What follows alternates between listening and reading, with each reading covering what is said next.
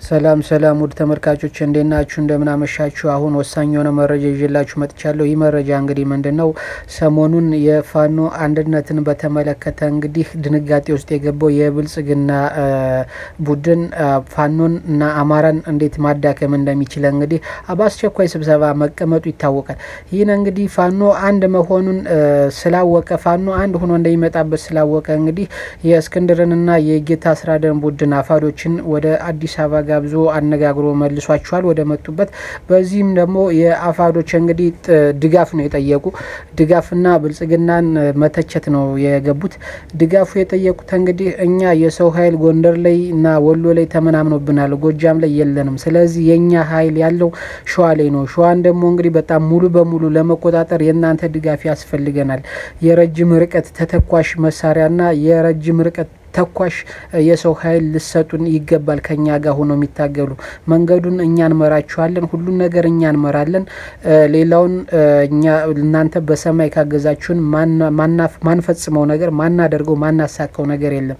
ነገር ግን ደግሞ ለዚህ እንቅፋት የሆነብን የናንተ ባለስልጣናት እኛ እርምጃ እንድትወስዱ ቀድመን ለናንተ ስንናገር ከናንተ ውስጥ የፋኖ ደህንነቶች አሉ፣ የፋኖ ወሬ አመላላሾች አሉ። እነሱ መረጃውን አድርሰው እነዛ ጠላቶቻችን ሳይመቱ ያመልጣሉ። ስለዚህ ከናንተ ውስጥ የፋኖ ወሬ ለፋኖ ወሬ የሚያመላልስና የሚያደርስ አለ በማለት እንግዲህ ብልጽግናን ሲተቹ ብለዋል ማለት ነው። ማን ጌታ አስራደና እስክንድር ማለት ነው።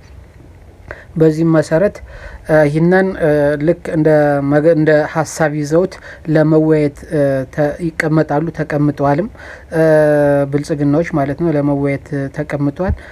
ሌላው የፈለጉትን መሳሪያና የተኳሽ የሰው ኃይል እንግዲህ እንዲሰጧቸው ተስማምተው ጌታ አስራደ ወደ ባህር ዳር መኮድ በፕሌን ማብራት አምርቷል ማለት ነው። እስክንድርም ወደ መጣበት ተመልሷል። ስለዚህ ይህንም ተከትሎ እንግዲህ በዛሬው ዕለት ጠዋት ስብሰባ አድርጓል። የብልጽግና የጀነራል በጣም ወሳኝ ትላልቅ የጀነራል ኃላፊዎችና የብልጽግና የፌዴራል ኃላፊዎች እንዲሁም የኦሮሚያ ባለስልጣናትን ጨምሮ እንግዲህ ሚኒስትራዊ ስብሰባ አድርጓል። በዚህም የተወሰነው እንግዲህ ዋና ነገሮችን ኮሪዶሮችን ፋኖን ማዳከም እንዴት እናዳክም ከሳምንት በፊት ነግረናቸዋል። አማራ ላይ ያሉትን የክልል ጥያቄ እንዲጠይቁ ማድረግ፣ ቅማንቶችን የአገው ሸንጎን ራያ ራዩማን የክልል ጥያቄ መጠየቅ እንዲጠይቁ ማድረግ፣ ለነሱ መሰልጠኛ ብላቴ ክፍት ነው፣ ብር ሸለቆ ክፍት ነው። እነሱን ማሰልጠንና ማስታጠቅ ማደራጀት፣ የክልል ጥያቄ እንዲጠይቁ ማድረግ የሚለው ውሳኔ ዛሬ ጸድቋል። ተወያይተውበት አጽድቀውታል።